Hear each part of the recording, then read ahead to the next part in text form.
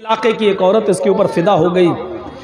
उस औरत ने अपनी लौंडी के जरिए उस आदमी को बुलवाया, इबादत गुजार को बुलवाया और कहा कि तुम्हें मेरी मालिकन, हमारी जो मालिका है वो तुम्हें बुला रही है, एक मामले में तुम्हारी गवाही चाहिए। जिस मामले की मैं गवाही चाहती है उसमें तुम गवाह थे, तुम वहां मौजूद थे, कोई मामला रहा होगा उसकी गवाही चाहिए। ये बेचारा नेक आदमी था, इसने सोचा अगर मेरी गवाही से अगर किसी की जान बच जाए या मेरी गवाही से कोई मामला हल हो जाए तो इसमें बुराई क्या है, जबकि मैं वहाँ अगर गवाह रहा हूँगा तो सच्ची गवाही दूंगा। ये सोच कर ये चल दिया। जैसी उस औरत का घर आया, लौंडी ने दरवाज़ा खोला, ये दरवाजे में घुस गया। इस लौंडी ने कहा मैं बाहर जा रही हूँ। इसके बाद एक दरवाज़ा और आएगा, उस दरवाजे को भी खोल देना, अंदर से वो दरवाज़ा खुला है। फिर उसके बाद एक और दरवाज़ा आएगा, उस दरवाजे को भी खोल देना। 3 दरवाज़ों को खोलने के बाद चौथे दरवाजे को खोलोगे तो उस कमरे में हमारी मालिकन तुम्हें मिलेगी।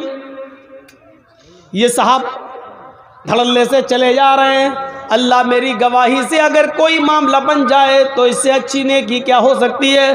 पहला दरवाज़ा एंट्री की, दूसरे दरवाजे में एंट्री की, तीसरे कमरे में एंट्री की और चौथे कमरे में हुस्न व जमाल की मलिका बैठी हुई है, निहायत खूबसूरत औरत बैठी हुई है। क्या बात।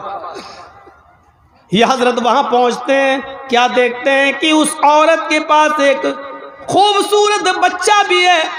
खूबसूरत एक बच्चा, छोटा सा बच्चा है, और एक तरफ प्याला रखा हुआ है और उस प्याले के अंदर शराब रखी हुई है। नौजवानों सुनो, इस खूबसूरत औरत ने इस नेक इबादत गुजार आदमी से कहा मैंने तुम्हें किसी गवाही के लिए नहीं बुलाया है, मैंने तुम्हें सिर्फ इसलिए बुलाया है कि तुम मेरे साथ इस कमरे के अंदर चलो और मेरे साथ जिना करो, मेरे साथ वो काम करो जो एक मर्द अपनी बीवी के साथ करता है। तुम्हें मेरे जिस्म से खेलना है, आओ मैं तुम्हें लिफ्ट देती हूँ, मैं तुम्हें उस कमरे में ले चलती हूँ। इस बुजुर्ग ने कहा अल्लाह से डरो, ये तुम क्या हरकत लेकर बैठ गई हो, क्या कारनामा अंजाम देने जा रही हो। उस औरत ने कहा आए बुजुर्ग, आए मोहतरम, आए इबादत गुजार, तुम यहां से जा नहीं सकते हो, अब तुम्हारे निकलने का कोई रास्ता नहीं है। मैं चीखूंगी, चिल्लाऊंगी, तुम्हारी इबादत का भंडा फूट जाएगा। लोग ये समझेंगे कि दुनिया वालों की नज़र में बड़ा इबादत गुजार बनता था, और हाल ये है कि अकेले 3 कमरे क्रॉस करके चौथे कमरे तक भी पहुंच गया है। तुम्हारी इज्जत दांव पे लगी हुई है। इंसान की एक बार इज्जत चली जाए तो वो मरना पसंद कर लेता है, जलील होकर रहना पसंद नहीं करता।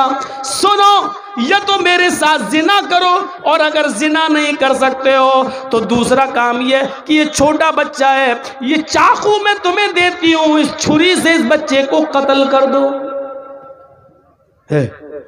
इस बच्चे ने मेरा क्या बिगाड़ा। का ये भी नहीं कर सकते तो फिर ये शराब का प्याला रखा हुआ है, ये शराब का प्याला तुम्हें पीना पड़ेगा, ये शराब का जाम तुम्हें पीना पड़ेगा। नौजवानों अब सुनो, आए शराब के रसिया और दिलदादा लोगों, अब सुनो, शराब को अपने होंठों पर लगाने वाले जवानों, अब सुनो।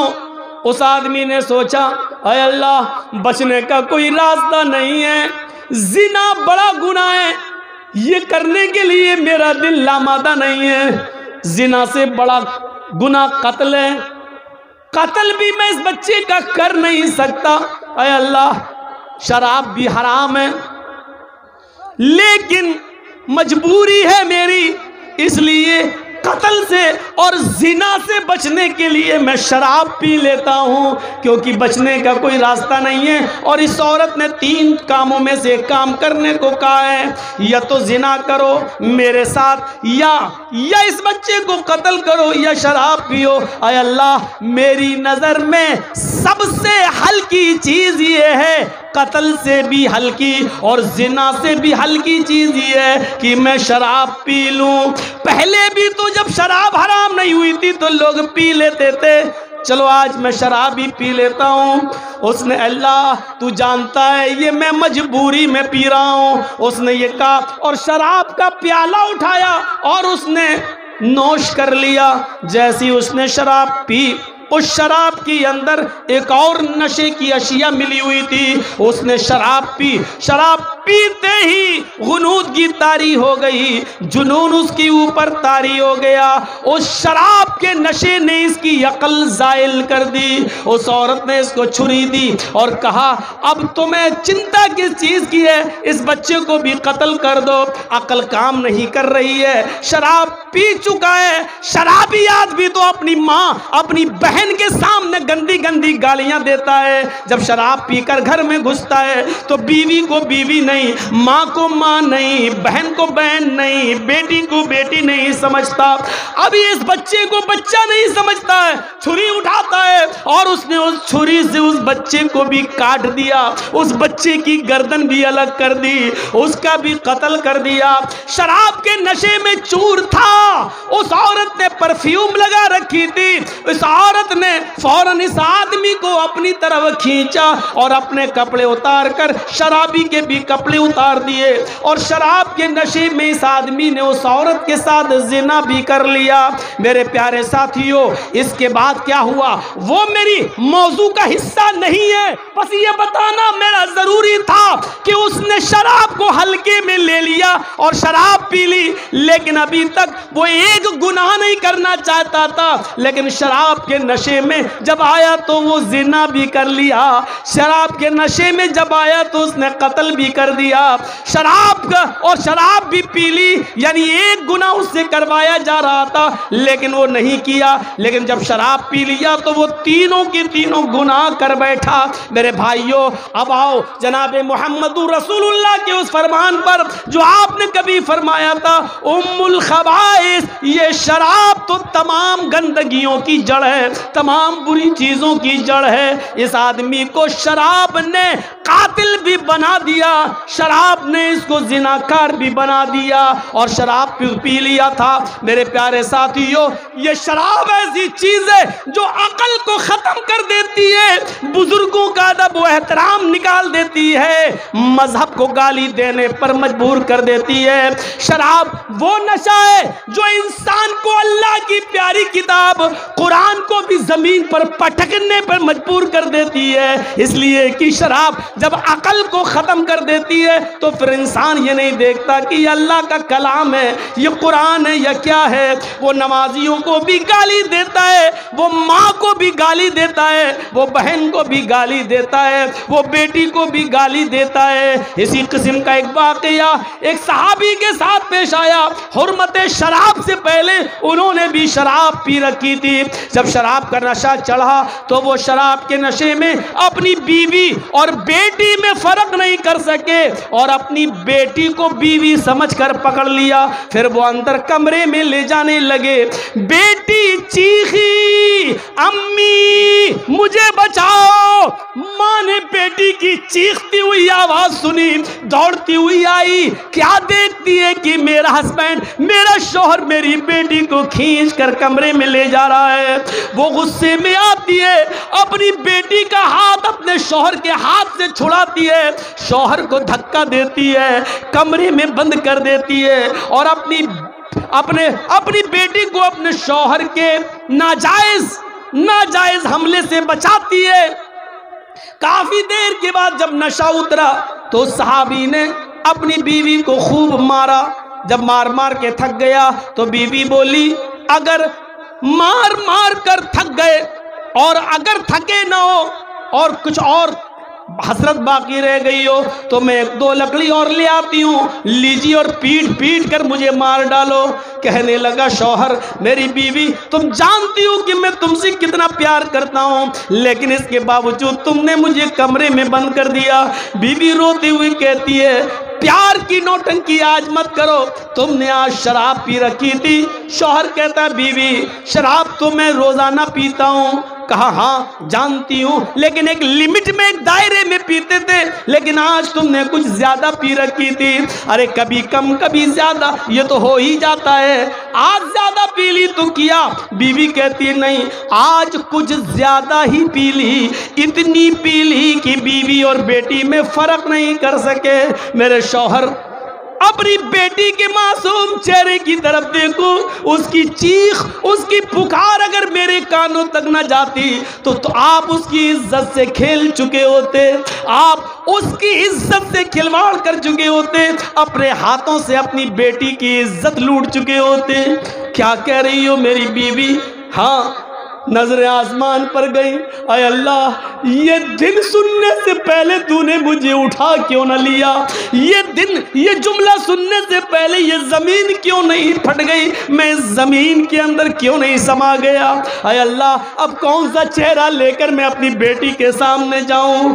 कौन सी शक्ल लेकर मैं अपनी बेटी के सामने आऊं? अय अल्लाह, काश ये जमीन फट जाती, मैं जमीन के अंदर चला जाता। लेकिन आज मैं वो कसम खाता हूं और आज मैं इकरार करता हूं, आय अल्लाह तू गवाह रहना, आय अल्लाह तू गवाह रहना, आय अल्लाह तू गवाह रहना, आय मेरी बीवी मेरी गवाही पर तू भी गवाह रहना।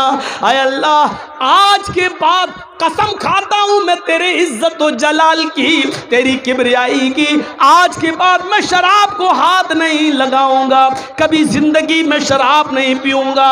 जब हराम नहीं हुई तो एक नुकसान देखा, बेटी का हाथ पकड़ा, अकल खत्म हो गई, बीवी, बेटी को बीवी समझ लिया।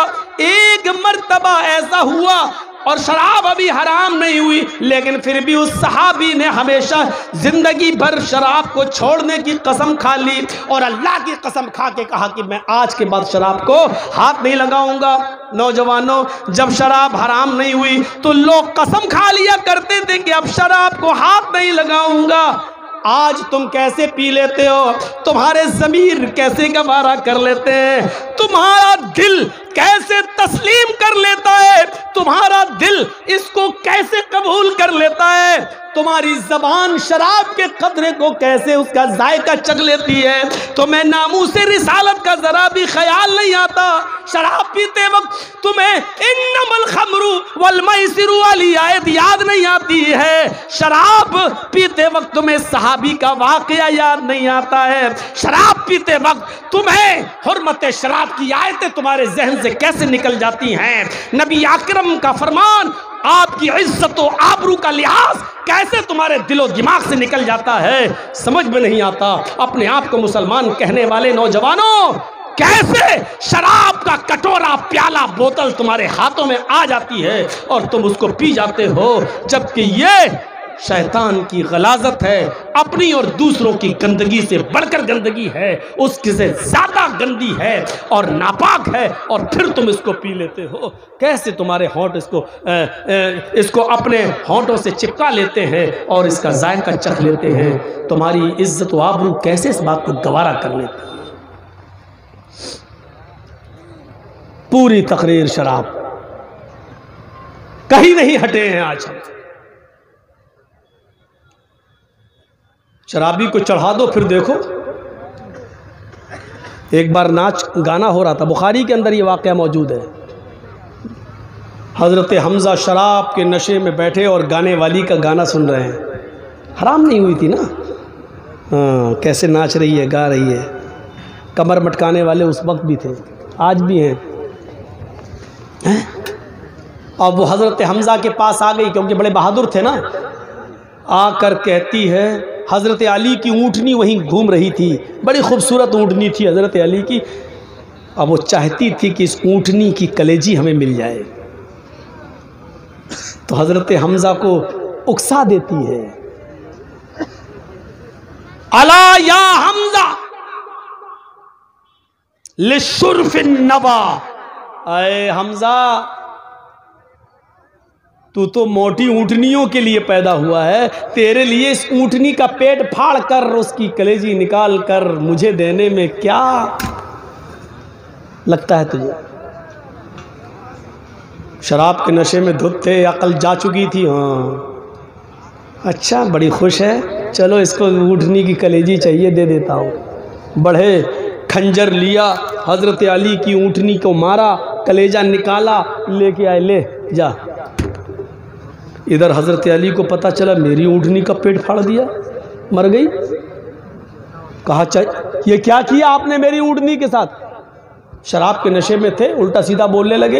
हज़रत अली भागते हुए अल्लाह के नबी के पास आए, अल्लाह के रसूल, हज़रत अली ने तो, हज़रत हमज़ा ने तो मेरी ऊँटनी का पेट फाड़ दिया, देखो शराब के नशे में क्या क्या बोल रहे हैं। अल्लाह के रसूल उनके साथ गए, चलो। जैसे ही चले, फरमाया चचा ये क्या किया, इतनी पीली,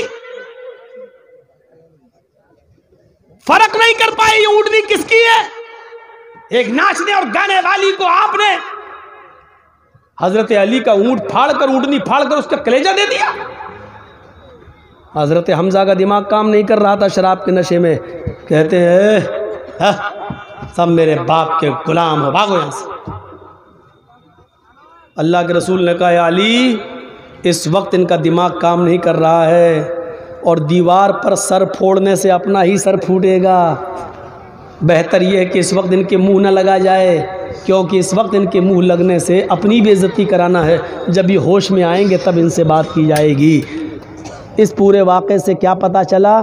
शराबी तारीफ़ पसंद हो जाता है, उसको चढ़ा दो तो किसी को कत्ल भी कर सकता है, किसी का माल भी चुरा सकता है, डाका भी डाल सकता है। और दूसरी चीज़ ये पता चली कि शराब के नशे में इंसान बड़े से बड़े इंसान की कदर व कीमत को भूल जाता है। जैसे कि हज़रत हमज़ा ने अल्लाह के रसूल सल्लल्लाहु अलैहि वसल्लम को कह दिया, जाओ तुम सब मेरे बाप के ग़ुलाम हो। बड़े से बड़ी हस्ती भी उसकी नज़र में कुछ नहीं होती। और नौजवानों, दिल चाहता है तुम उठ के जा रहे हो, सर्दियों की सख्त रातें हैं, हमें मालूम है। जनवरी का महीना बिहार और बंगाल में प्रोग्राम का महीना नहीं है, मैं जानता हूँ, लेकिन आप लोगों की हिम्मत को दाद देता हूँ कि आपने इतनी सर्दी में भी प्रोग्राम कराया। लेकिन जी चाहता है कि एक वाक़या आपके सामने सुनाऊँ, सुनो। आप जहाँ जाना चाहें शौक़ से जाएं, लेकिन एक रिक्वेस्ट है, इस वाक़े को ज़रूर सुन लें। इस वाक़े को हाफिज़ अहमद इब्न हजर अल अस्क़लानी ने अपनी मशहूर और मायानाज़ किताब अल इसाबा फ़ी तमीज़ सहाबा के अंदर नकल किया है। इस वाक़े को सुनने के बाद आपको महसूस होगा कि शराब पीने वाले की इज्जत क्या है, शराब पीने वाला कितना मनहूस है, शराब पीने वाले के लिए अल्लाह के नबी के सहाबा ने उसके लिए क्या हद मुतय्यन की है। इस वाक़े से आपको अंदाज़ा लग जाएगा। इस वाक़े को सुनिए। अल्लाह के नबी ने जब शराब की हुर्मत का ऐलान कर दिया, उसके बाद आप 4-5 साल मदीने में रहे, शराब हराम हो गई। 4-5 साल मदीने में रहे, अल्लाह के नबी इस दुनिया से चल बसे। अब सुनिए, अल्लाह के नबी के इंतकाल के बाद कौन खलीफा बना? अबू बकर सिद्दीक। हज़रत अबू बकर सिद्दीक भी 2 साल खलीफा रहे और उनका भी इंतकाल हो गया। अब खलीफा कौन बना? हज़रत उमर फ़ारूक। हज़रत उमर फ़ारूक भी अपनी ज़िंदगी के 4 साल गुजार चुके, 10 साल खलीफा रहे, 4-5 साल का ज़माना इनका भी गुजर गया। अब समझ लो, जो लोग अल्लाह के नबी के ज़माने में ज़िंदा थे, हज़रत उमर फ़ारूक के ज़माने तक वो कितने बूढ़े हो चुके होंगे। इसमें एक बूढ़ा साहबी और उसका नाम है कुदामा इब्न मज़ून। यहीं बैठ के इतनी जुरत, सुनिए, एक बूढ़ा साहबी। नौजवानों, तुम्हारी इबरत के लिए ये वाकया